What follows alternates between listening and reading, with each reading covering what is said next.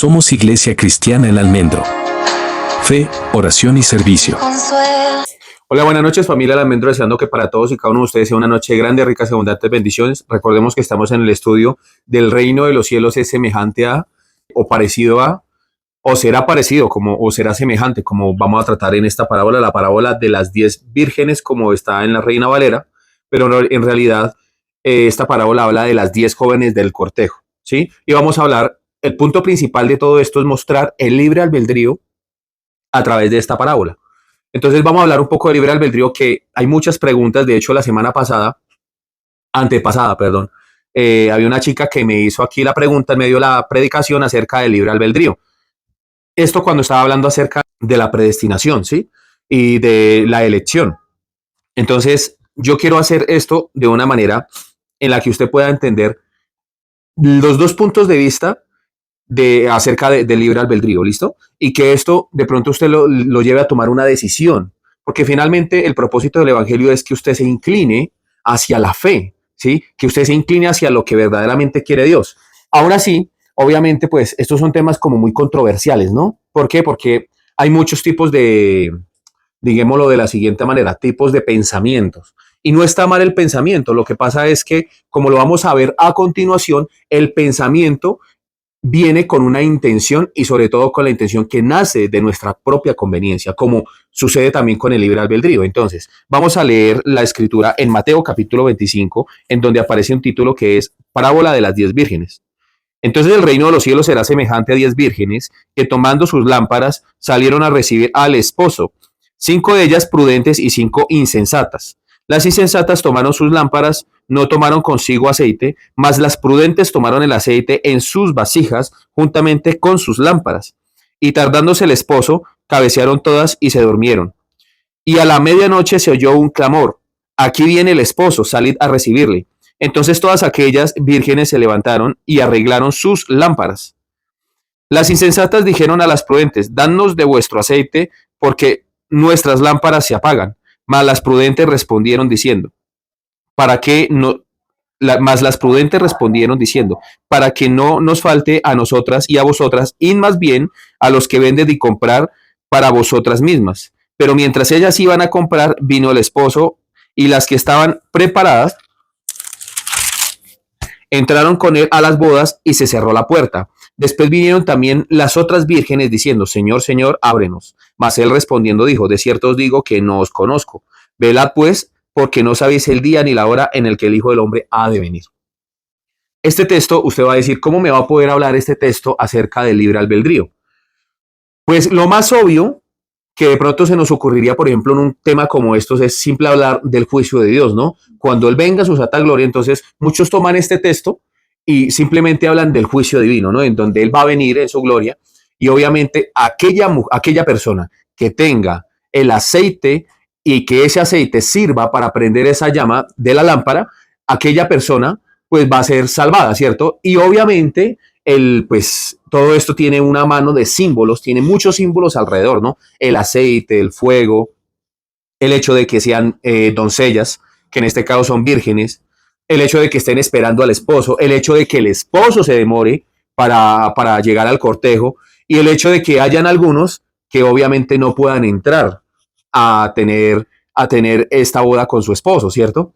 Entonces que, pues en este caso, obviamente, la iglesia es la novia de Cristo, ¿no? A nosotros nos llaman la novia de Cristo, la iglesia, que somos todos y cada uno de nosotros, obviamente nos llaman a nosotros la novia de Cristo, y que Cristo vendrá en su segunda venida y pues nos desposará, ¿no? Entonces, ¿qué tiene que ver esto con el libre albedrío, ¿no? Porque obviamente cuando nosotros vemos este texto, nosotros solamente pensamos es como en el juicio, ¿cierto?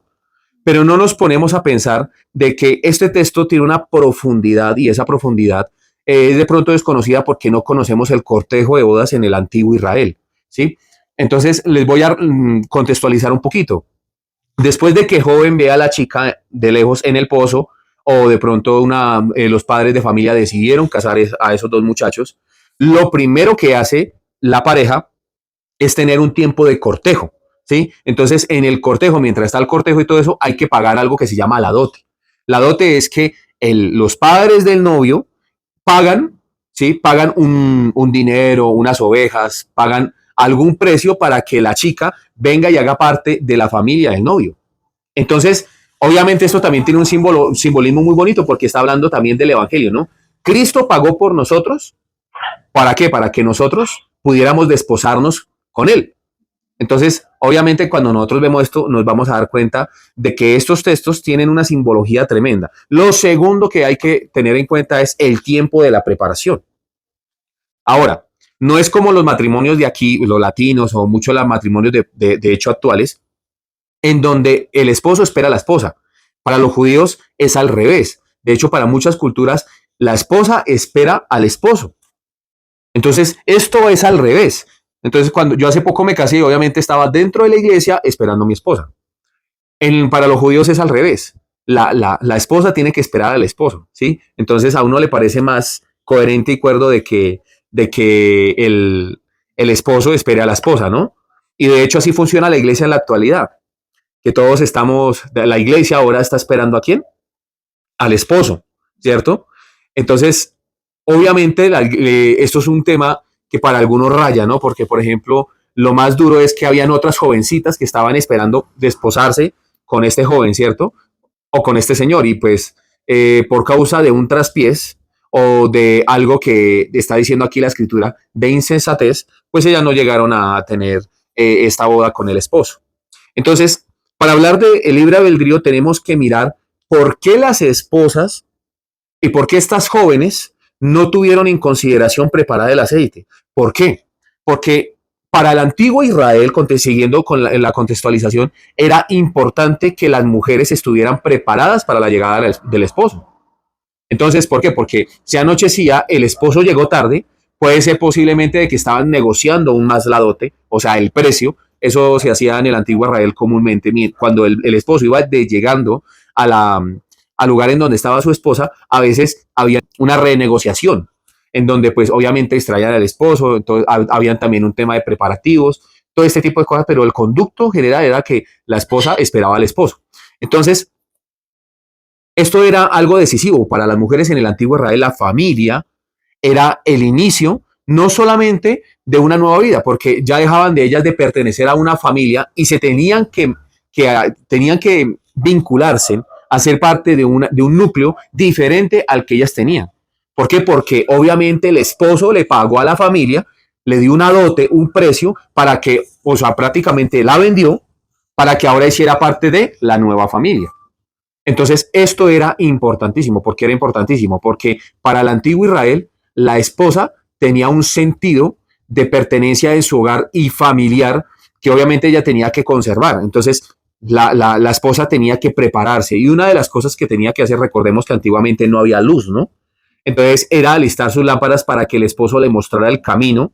¿A dónde? A las nupcias, ¿cierto? Entonces, cuando vemos esto era muy importante para las mujeres. Y que estas 5 jovencitas que son insensatas, la palabra insensato es poco prudente, no son cuerdas y lo más importante, no tienen buen juicio. Entonces, la insensatez es esto. Pero ¿qué hizo que estas mujeres no quisieran llenar las lámparas? ¿Sí? Era falta de su buen juicio. Entonces, fue una decisión que ellas tomaron. Y producto de esa decisión vino una consecuencia, ¿cierto? O producto de su confianza. Entonces, ahí es donde entra el libre albedrío en todo esto. ¿Por qué? Porque obviamente hay una discusión grande en torno al libre albedrío y la discusión es que el humanismo o las personas del común piensan que el libre albedrío es algo que es otorgado por ellos o es algo que viene por causa de que somos una especie superior o de que nosotros tenemos una inteligencia superior a otras especies y que nosotros tenemos el poder de decidir. Entonces, obviamente el libre albedrío que tiene la humanidad es un libre albedrío amañado. ¿Amañado por qué? Por la caída, ¿cierto? Entonces, les quiero mostrar lo primero. Vamos a Génesis capítulo 5. Entonces, en Génesis capítulo 5, usted se va a encontrar con algo que regularmente las personas no miran en las iglesias, ¿sí? Y es que en los primeros capítulos del libro del Génesis, Dios hace al hombre conforme a su imagen y semejanza, ¿cierto? Entonces, después de que el hombre cae, de que peca, recordemos que en el capítulo 3 y en el capítulo 4 se empieza a degenerar completamente la humanidad. por causa de la desobediencia de nuestros primeros padres, que fueron Adán y Eva, y de ahí en adelante empieza el hombre a tener unos cambios bruscos en cuanto a su comportamiento, su forma de pensar, incluso se apartaron completamente de Dios, ¿cierto? Entonces en el capítulo 5, versículo del 1 al 5, mire lo que dice: este es el libro de las generaciones de Adán.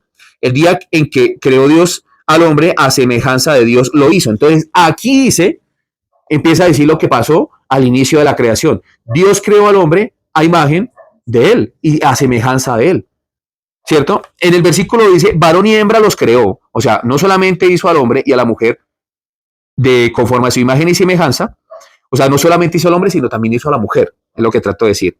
Y los bendijo y llamó el nombre de ellos Adán, el día en que fueron creados. Entonces, lo primero que tenemos que ver es que estos dos versículos está hablando acerca de Génesis capítulo 1, 2 hasta el 3.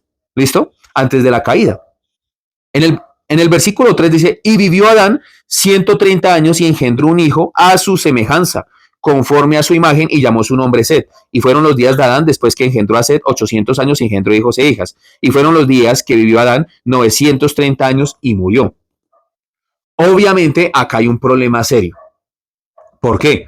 Porque después de que Adán y Eva pecan, ya dejaron de ser a imagen y semejanza de Dios. Porque cuando hablamos de imagen y semejanza, no estamos hablando de imagen corporal, no estamos hablando de imagen física, estamos hablando de la parte interna, del alma, del espíritu. Entonces, cuando nosotros vemos esto, nos damos cuenta de que después de la caída, completamente el hombre dejó de pertenecer y dejó de tener la imagen y semejanza de Dios. Los hijos de Adán, de ahí en adelante, por ejemplo, aquí está hablando de un hombre llamado Set, que le nace a Adán, ¿cierto? Y dice, y vivió Adán 130 años, en el versículo 3, y engendró un hijo a su semejanza conforme a su imagen. Entonces, aquí la imagen y semejanza ya no es la imagen de Dios, sino imagen del hombre.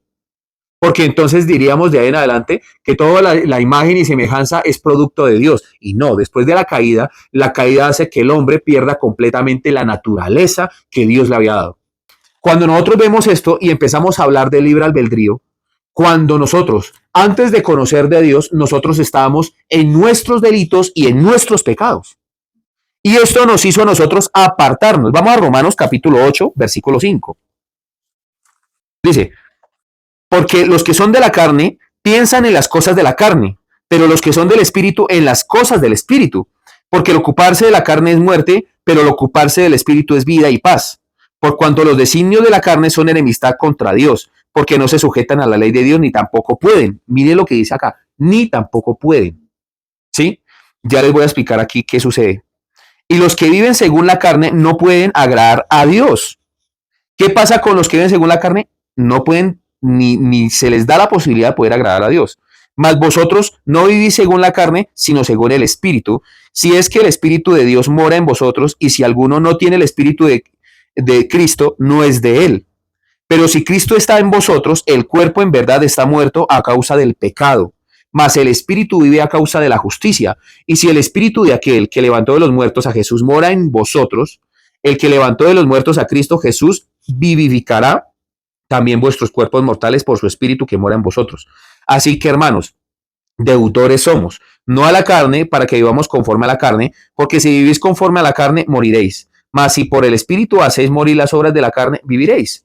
Porque todos los que son guiados por el Espíritu de Dios, estos son hijos de Dios. Pues no habéis recibido el espíritu de esclavitud para estar otra vez en el temor, sino que habéis recibido el espíritu de adopción por el cual clamamos Abba Padre. Entonces, antiguamente, los que no conocíamos de Dios, vivíamos en esclavitud, porque antiguamente teníamos el espíritu de ¿qué? De esclavitud. Por lo tanto, los designios de la carne nosotros queríamos hacer. Pero esto, ¿de dónde vino? ¿De dónde viene la carne? ¿De dónde vienen los pensamientos, los designios de la carne? Pues de que Adán y Eva, obviamente, dañaron todo lo que Dios había hecho a su alrededor. La naturaleza se pervirtió completamente a causa de su caída. Y de ahí en adelante todos los hombres nacen muertos, esclavos. Entonces, cuando nosotros hablamos del libre albedrío, el libre albedrío en el humanismo dice que viene a ser la exposición de las ideas, del pensamiento libre del ser humano, de la libre expresión del ser humano. Pero aquí dice la Biblia que antes de Dios, antes de tener a Dios en nuestro corazón, el ser humano vive como esclavo. Entonces, ¿usted cómo puede hablar de libre albedrío, o sea, de libertad en la decisión cuando usted tiene una naturaleza esclavizada? O sea, usted tiene su naturaleza y su naturaleza es esclava. Es imposible que usted pueda hablar de libre albedrío si no viene a Dios.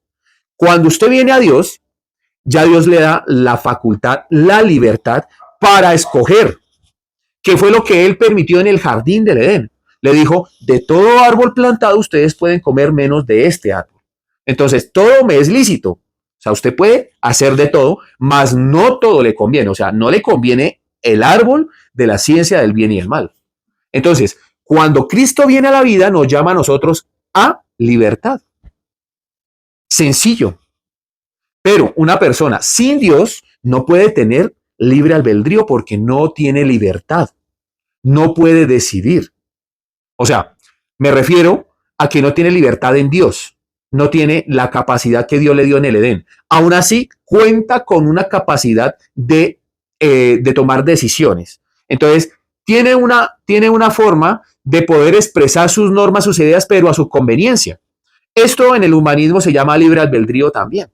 ¿Por qué? Porque dentro de su esclavitud ellos están tomando decisiones dentro de lo que ellos llaman libertad, pero no hay libertad porque están siendo esclavizados por el pecado. Entonces, no es lo mismo un creyente a un no creyente. Y esto es una pelea que lleva a los creyentes por muchísimos años. ¿Por qué? Porque los creyentes quieren ser populares, quieren tener dinero, quieren tener un renombre, quieren tomar decisiones, quieren estar en la política, ellos arreglan el mundo. Las personas del mundo son así. Pero el creyente no debe de pensar de esa manera porque nosotros no tenemos en qué aferrarnos a este mundo, empezando por ahí, porque somos libres de este mundo.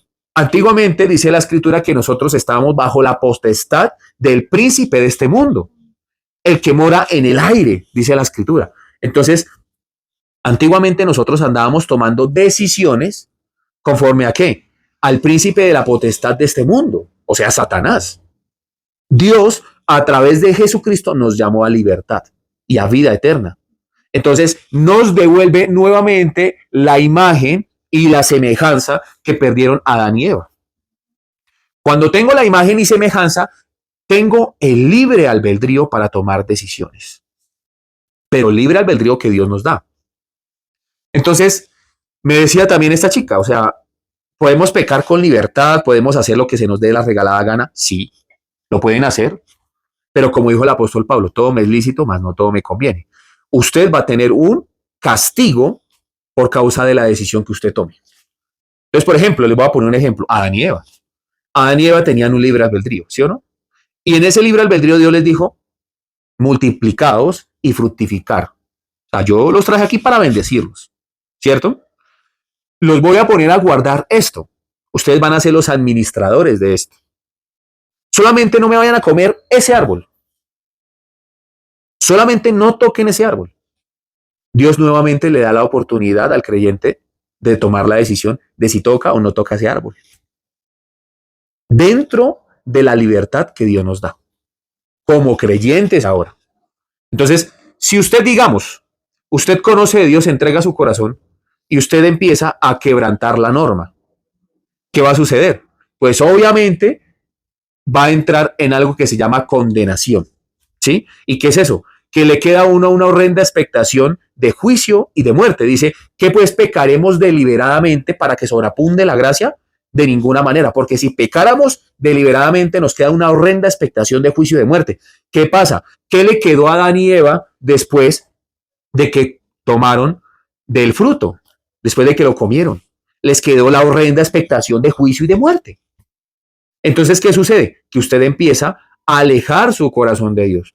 Y como Dios le dio la salvación y Dios no se la quita, ¿qué hace Dios? Le va a meter sus nalgadas, lo va a devolver. Lo que va a hacer es corregirlo.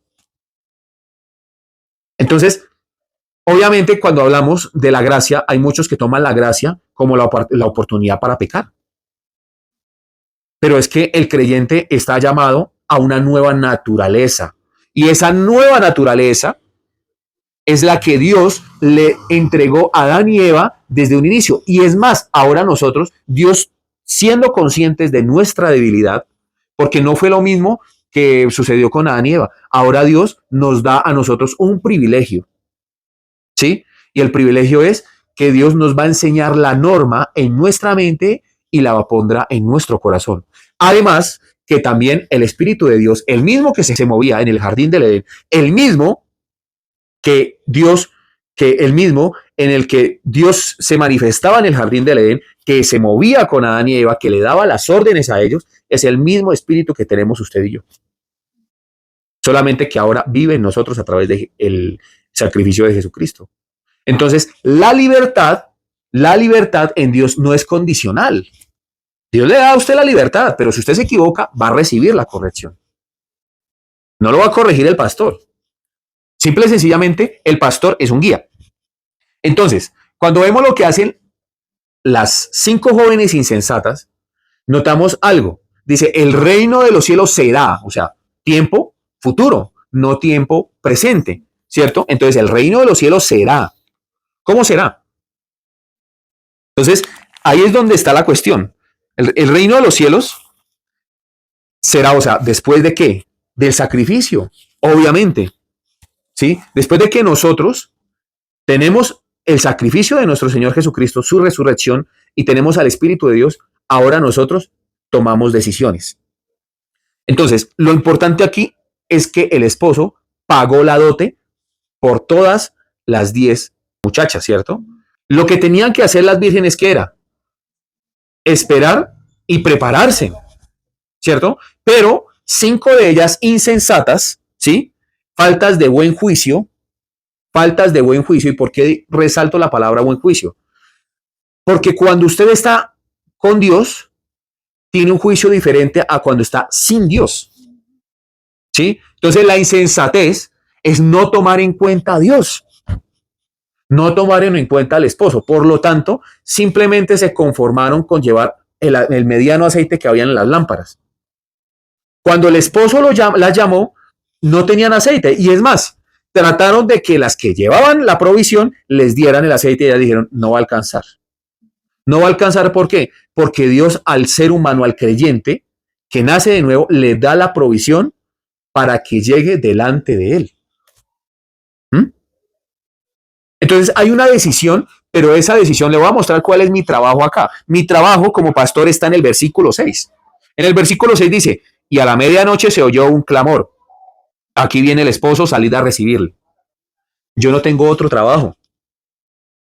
O sea, mi trabajo no es juzgarlo a usted si usted es sensato o insensato. Mi trabajo no es castigarlo a usted porque usted viene o no viene al culto, porque usted hace o no hace, porque usted da o no da, porque usted, mejor dicho, ese no es mi trabajo. ¿Mi trabajo cuál es? Hablar del esposo. Punto. Yo soy el que hace el clamor. Simplemente soy un guía. Pero el esposo viene por las esposas. Depende de sus decisiones, de lo que ustedes opinen y piensen. De esa misma manera, Dios los va a reconocer o no. Obviamente, cuando nosotros somos llamados en Cristo Jesús, es diferente. ¿Por qué? Porque el libre albedrío ya no es algo que simplemente pertenezca, ¿cómo les puedo decir yo a ustedes? Para simplificarlo un poco mejor. Ya Dios empieza a tomar decisiones también por nosotros. Una de ellas y la más importante es que Dios es el que llama al ser humano. Entonces, ahí, en ese llamamiento y en esto, no hay voluntad del ser humano alguna. Y le voy a explicar por qué. Porque Dios conoce el corazón del ser humano caído. Entonces, como el ser humano que está caído, los descendientes de Adán en adelante ya no son conformes a su imagen y semejanza, Dios sabe que el ser humano está corrompido completamente y una persona corrompida no puede escuchar la voz de Dios. Romanos capítulo 3, versículo 9 en adelante. Dice que pues nosotros somos mejores que los gentiles en ninguna manera. Pues como hemos dicho, no hay justo ni a uno, no hay quien entienda, no hay quien busque a Dios, todos se desviaron, a una se hicieron inútiles. Veneno de serpientes debajo de sus labios, con su lengua engañan, Entonces está hablando de la condición del ser humano. Por favor, léalo en su casa. Y usted se va a dar cuenta de qué Dios piensa del ser humano. El ser humano está completamente corrupto. ¿Dios qué hace? Dios llama al ser humano. ¿Y por qué llama Dios al ser humano? Vamos a Juan, capítulo 6. Y decían, ¿no es este Jesús, el hijo de José, cuyo padre y madre nosotros conocemos? ¿Cómo pues dice este, del cielo he descendido? Jesús respondió y les dijo, no murmuréis entre vosotros, ninguno puede venir a mí si el Padre que me envió no le trajere y yo le resucitaré en el día postrero. ¿Qué dice ahí? Que ninguno puede venir a Jesús si Dios no le trajere. En el original esta palabra traer es un hebraísmo que es arrastrar. No hay otra forma en la que Dios pueda permitirle al ser humano venir ante Jesús. ¿Por qué? Porque en ningún momento nosotros tenemos la capacidad de poderlo escoger a Él. Ese es el tema. Entonces, el que podamos escoger a Dios hace también parte de la soberanía de Él. ¿Sí? Entonces, hay algo que es el libre albedrío, como les mostré a ustedes, en el humanismo, que el ser humano cree que tiene la capacidad para tomar buenas decisiones, pero tiene una naturaleza caída. El término que nos compete a ustedes y a mí, ¿cuál es? Que el libre albedrío está condicionado cuando nosotros, o sea, para que nosotros podamos tener una libre decisión, ¿sí? En la nueva naturaleza que Dios nos da, Dios tiene que tomar una decisión por nosotros. ¿Cuál es esa? El de podernos traer a Jesús. Entonces no es algo que nazca por voluntad propia. Porque el que conoce a Jesús, lo conoce, pero es por voluntad del Padre. Y no es solamente coger y decir, yo conozco a Jesús, sí, maravilloso, el nombre de Jesús, Él entregó su vida por nosotros. No, es que Dios le permite a usted hacer algo que no le permite hacer a todo ser humano. ¿Y por qué no? Porque no todo ser humano le ha de conocer. ¿Por qué? Por la dureza del corazón del ser humano. ¿Qué es lo que Dios le permite a uno? Poder conocerlo a Él. Dios toma una persona como yo, muerta, y le da vida. Y esto está dentro de la soberanía y en los designios de Dios. Yo no me puedo meter con eso. Lo que pase de ahí en adelante, Dios a uno le da libertad de escoger. Como le dio libertad a Adán y Eva cuando los creó. Le dijo, de todo árbol pueden comer menos de ese arbolito. Y es más, al lado del árbol de la ciencia del bien y del mal, les colocó el árbol de la vida eterna, sombra y figura de Jesucristo. Pero ellos no quisieron tomar el árbol de la vida, sino el árbol del conocimiento de la ciencia del bien y del mal. Entonces, el árbol del conocimiento de la ciencia del bien y del mal habla del conocimiento errado y de la ciencia que maneja el ser humano de una manera errada. Entonces, el albedrío que tiene una persona, el libre albedrío que tiene una persona que no conoce de Dios, en realidad no es libre albedrío porque está esclavizada por este mundo, por Satanás y por su sí mismo. Por eso era que, por ejemplo, en el capítulo en donde el Señor Jesús habla con Nicodemo, le dice, es necesario nacer de nuevo. ¿Por qué? Porque Dios no puede darle a usted libertad si usted primero no nace de nuevo. O sea, si en usted no nace Dios, si en usted no nace el Espíritu de Dios, Jesucristo mismo, usted no puede tener libertad. Y conoceréis la verdad y la verdad os hará libres. Entonces, cuando usted conoce el Evangelio, cuando conoce verdaderamente de Jesucristo, no es lo que muchos piensan de los bautistas, de lo que, por ejemplo, nosotros enseñamos que es salvo siempre, salvo, venga, peque, haga lo que se le dé a usted la regalada gana porque no pasa nada. No. De hecho, nosotros creemos mucho en Jesús. Creemos tanto en Jesús que creemos que solamente Dios corrige al ser humano. Esa es la gran diferencia. ¿Cuál es el tema aquí? Que si usted, conociendo la bondad de Dios, la magnificencia de Dios, la misericordia que Dios tuvo con usted, el regalo tan grande, tan maravilloso que es el Evangelio, todo lo que Dios pone en sus manos, y si usted no reconoce esto y se pone a pecar deliberadamente, lo que va a recibir usted es condenación. ¿Y qué tipo de condenación? La corrección de Dios. No es que Dios lo bote a usted al agua de fuego y azufre, no. Lo que Dios va a hacer es corregirlo, darle duro, le va a meter sus palmadas. Por eso dice la Escritura, que no menosprecies la corrección que se os hace como a hijos, porque Dios al que toma por hijo corrige y al que ama le azota. Pero si vosotros no recibís la corrección, se os llama bastardos. Y un bastardo no es hijo, no es hijo. Entonces, el que nace de nuevo anda en el espíritu, según le leí yo a ustedes ahorita en Efesios.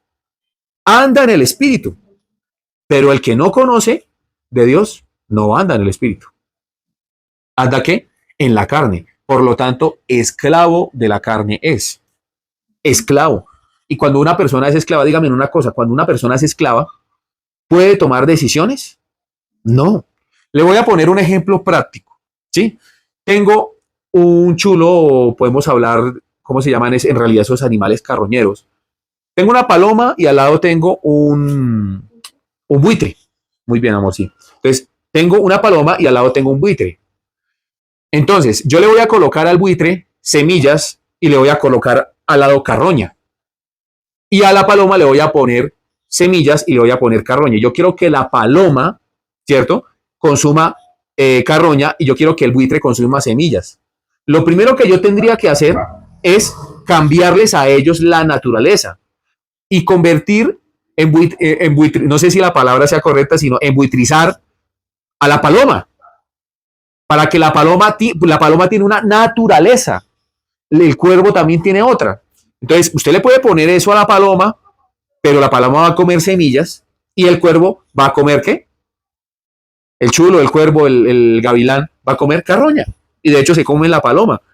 Entonces, nosotros no podemos negar la naturaleza. El ser humano caído tiene una naturaleza.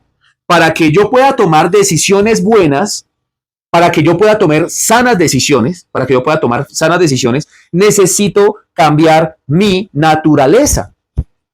Y eso es lo que hace ¿quién? El esposo, o sea, Jesucristo. Jesucristo cambia nuestra naturaleza, nuestra antigua manera de vivir.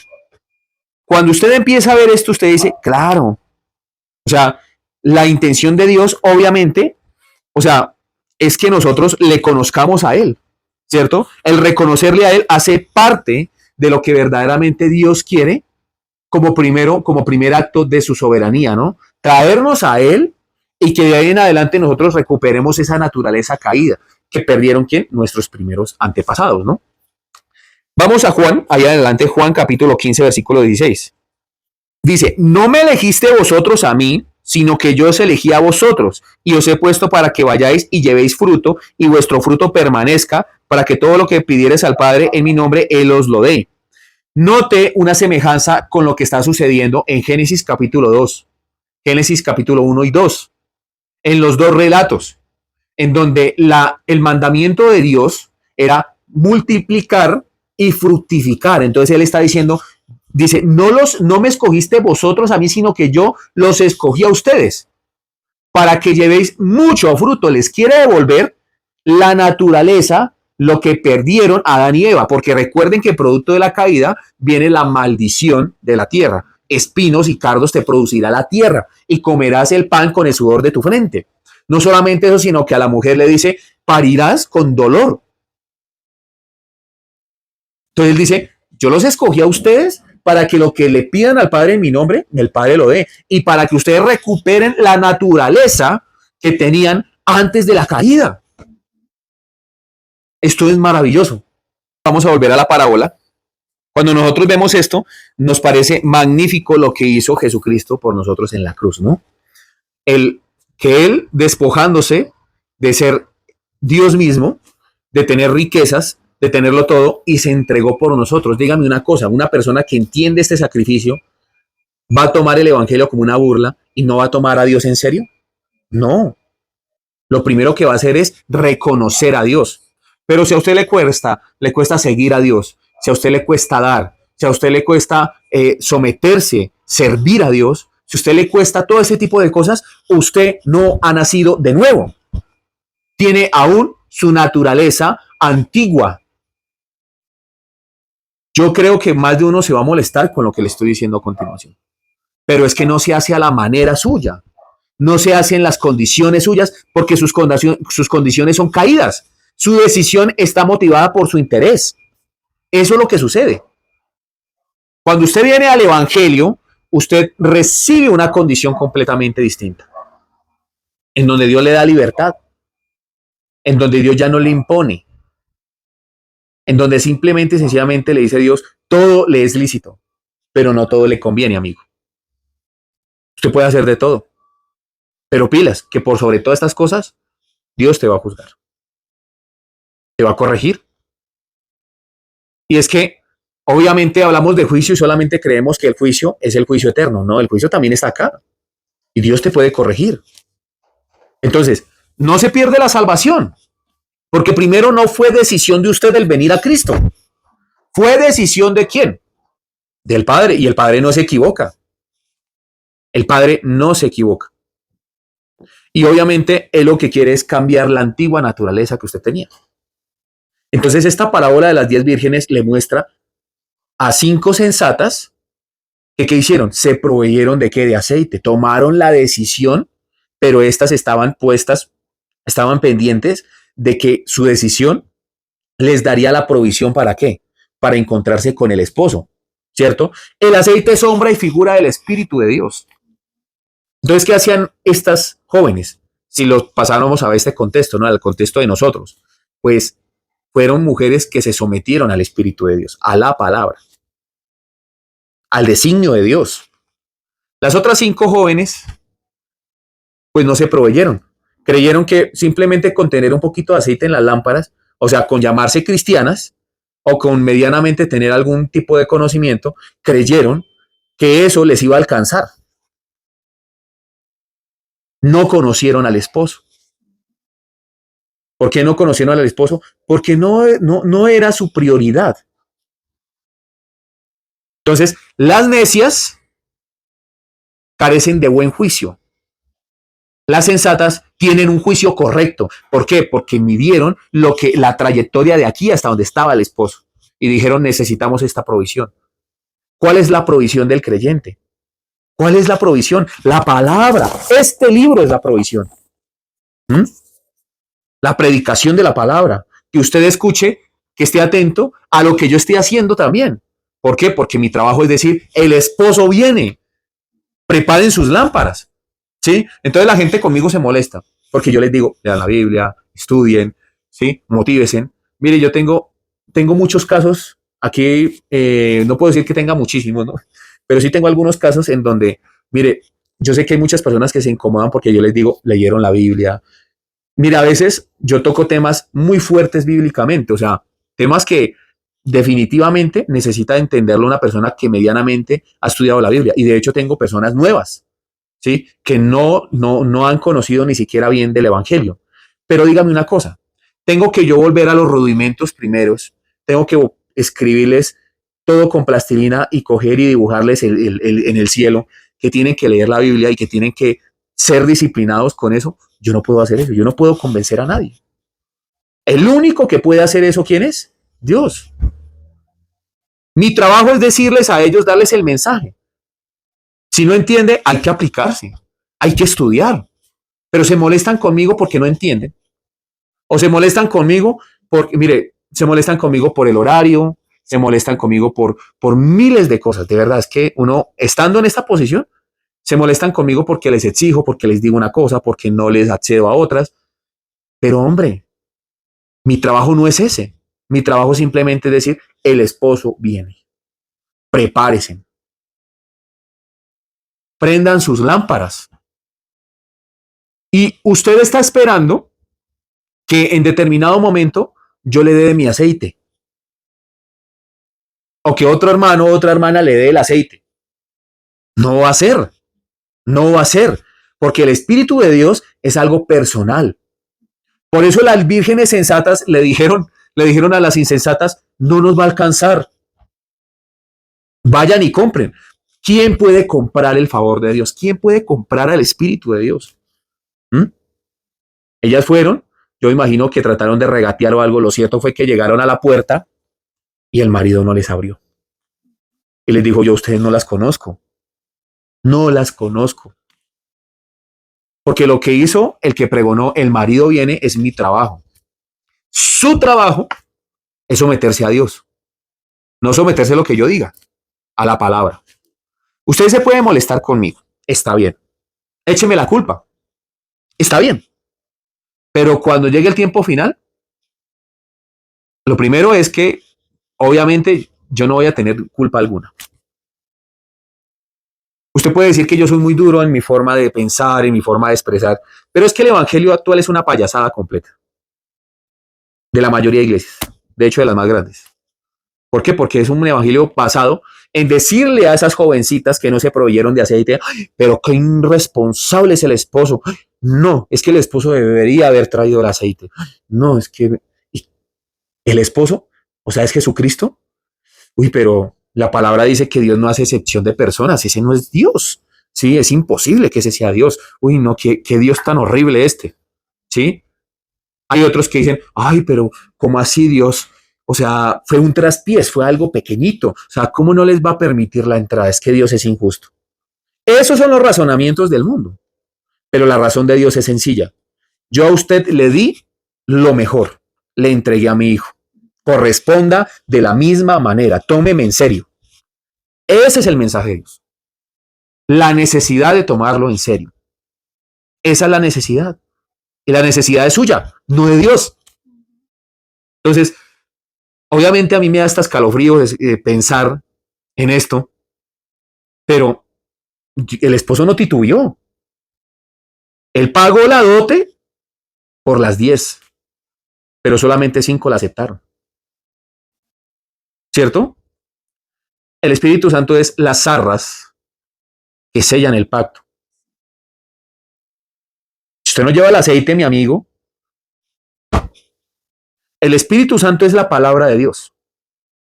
Usted está esperando a Gasparín, el fantasmita amigable, pero el Espíritu Santo es la palabra de Dios.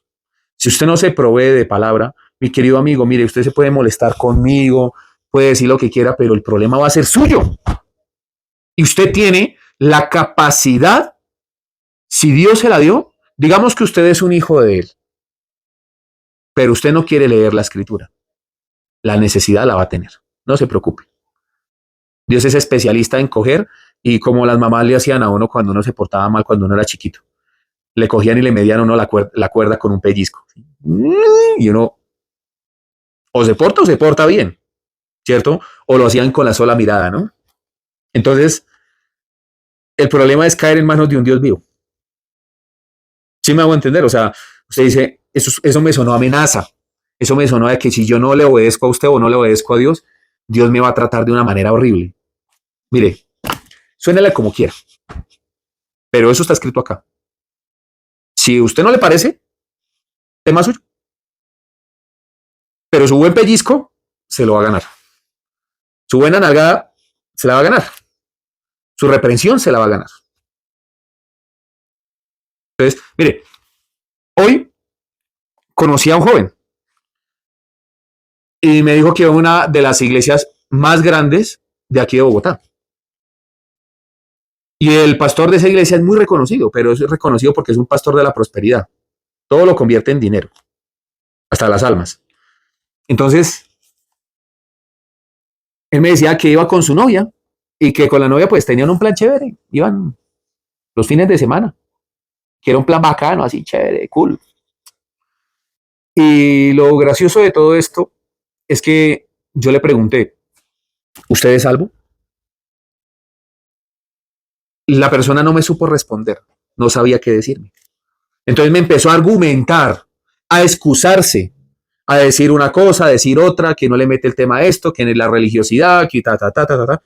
Yo le dije, hermano, pero usted va a la iglesia. Yo no le estoy hablando de doctrina ni de que deje de congregarse en esa secta.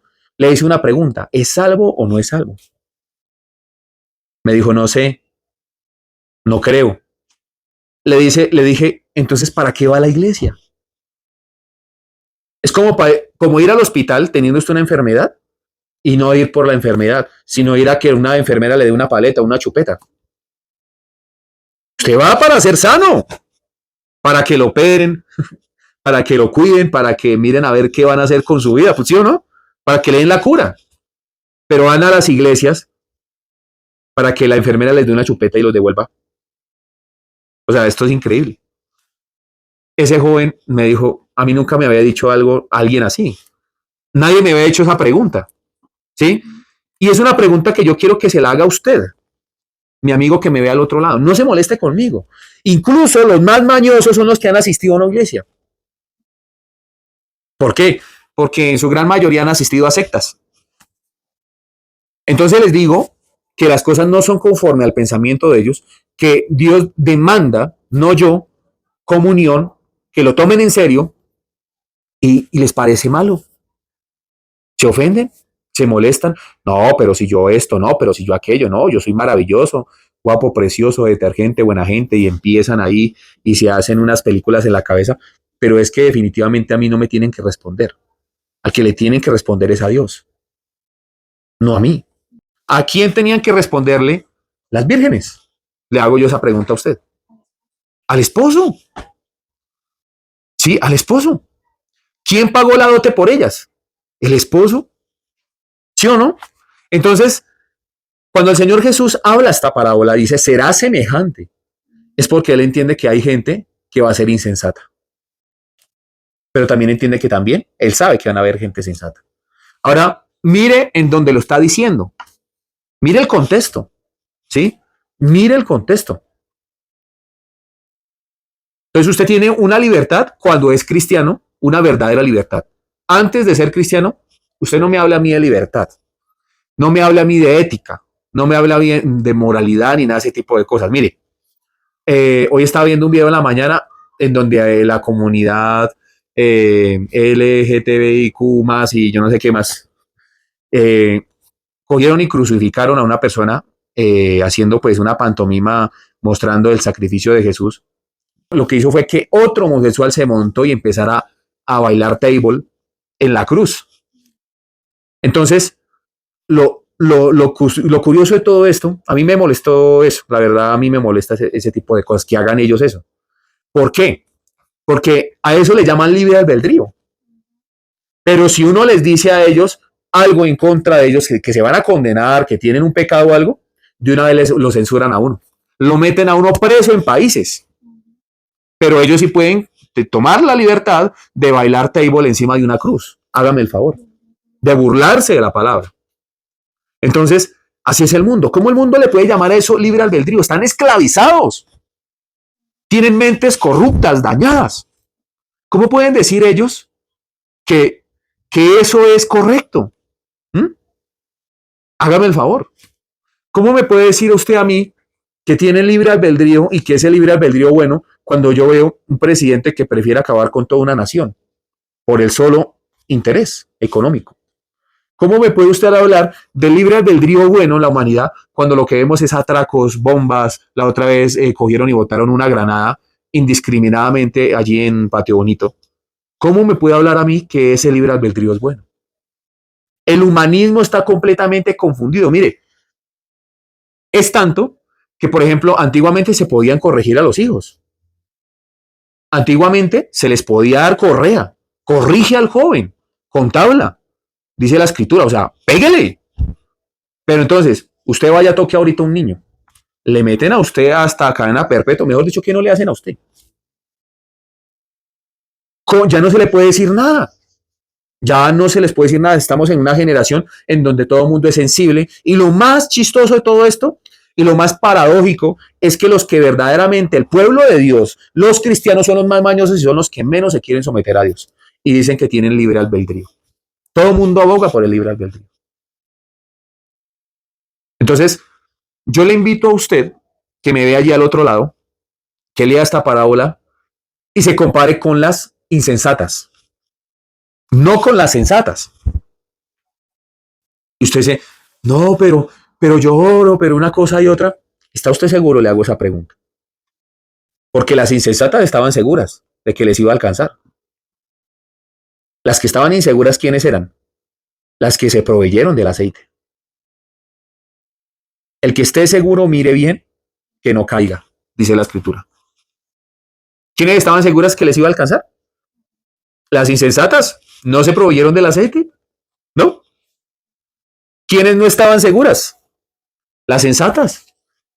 Tengo que esforzarme por llevar un poco más de aceite. Tengo que llenar mi vida de Dios. Tengo que llenarme de la palabra. ¿Ah? Entonces, lo curioso fue que a medianoche se oyó un clamor. O sea, esta parábola está hablando ¿de qué? De cuando todo está definitivamente adormecido. De hecho, todas durmieron. Todas se durmieron. Pero cuando se oyó el mensaje, ¿qué sucedió? Las sensatas se despertaron y tenían su provisión. ¿Por qué? Porque obviamente tenían seguridad. Las insensatas hasta ya pensaban que no venía el esposo, porque se demoró. ¿Sí o no? Entonces, obviamente, cuando usted, por ejemplo, mira todo esto, definitivamente a nosotros nos falta muchísimo. Y me pongo también en la condición de las insensatas. Usted, pastor, claro, yo soy el que más necesito aceite, necesito recargar mi lámpara. Necesito, y a veces la carne me gana, mi pensamiento, mi desánimo, a veces muchas cosas me ganan. Yo no me voy a poner ante ustedes como la sensata. Tengo una libertad, y esa libertad es la que Dios me ha dado a través de su sacrificio. Pero yo soy muy consciente de que yo necesito ser lleno de Dios. Todos los días, o sea, en cada momento. Antier tuve una visita de un amigo y me preguntaba, me decía que él buscaba a Dios, que leía la palabra, que leía la Biblia, porque yo a veces le llamaba la atención. Y yo le decía, pero es que eso en realidad no es buscar de Dios. Eso hace parte de buscar de Dios. ¿Qué es buscar de Dios? Buscar a Dios es reconocerlo a Él en todos nuestros caminos, en todas nuestras decisiones, en todo lo que dice la Escritura, todo lo que hagamos, sea de obra o de hecho, sea para la gloria de Dios. Entonces, la persona que busca de Dios lo pone hogar, en su trabajo, en su diario vivir, en su comida, en todo lo que hace, porque reconocemos que Dios es nuestro proveedor, es el que nos da la salud, el que nos da el trabajo, el que nos da el camello, el que nos da la forma de poder salir adelante. Nosotros no podemos hacer esto, ¿sí? Entonces, el ser sensato es reconocerlo en todos nuestros caminos, saber que necesitamos ser llenos de Él, que Él es la luz que nos conduce al Padre, ¿cierto? Entonces, mire cómo termina esto. Mas él respondió, dijo, de cierto digo que no os conozco, le dijo a las vírgenes. Velad pues, porque no sabéis el día ni la hora en que el Hijo del Hombre ha de venir.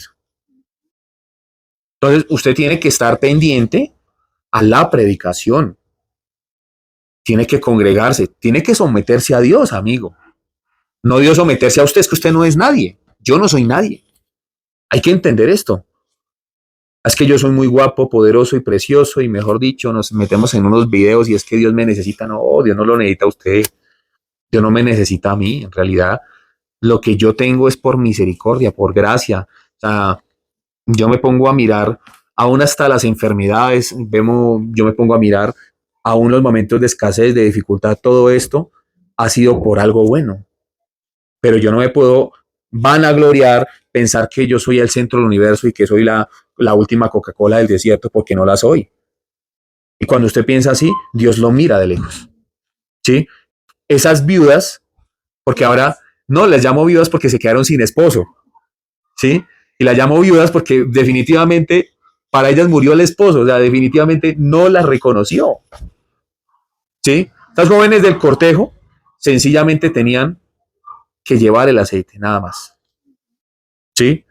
Obviamente, la salvación no es por obras, porque alguien me va a atacar por ese lado. No, pero es que, mire, hermano, el que conoce a Jesús, las obras que él hacía, él las hará también, y aún mayores. No somos salvos por obras. Las obras son un producto que nos identifica como verdaderos creyentes, en realidad. Como que verdaderamente tenemos a Jesucristo en nuestro corazón. No hay que confundir. Entonces, si usted llena su lámpara de aceite, es porque sencillamente Dios le está permitiendo hacerlo, porque Él preparó las obras de antemano para que nosotros anduviésemos en ella. Somos Iglesia Cristiana El Almendro, Fe, Oración y Servicio. Por favor, comparta, dele like, suscríbase, que esto nos va a ayudar para seguir generando contenido como este. Bendiciones, Shalom. Te invitamos a que nos visites en nuestras redes sociales, comentes, compartas y dale me gusta. Nos encuentras en Facebook como Iglesia Cristiana El Almendro, Instagram El Almendro Iglesia, YouTube Iglesia Cristiana El Almendro y TikTok Iglesia El Almendro.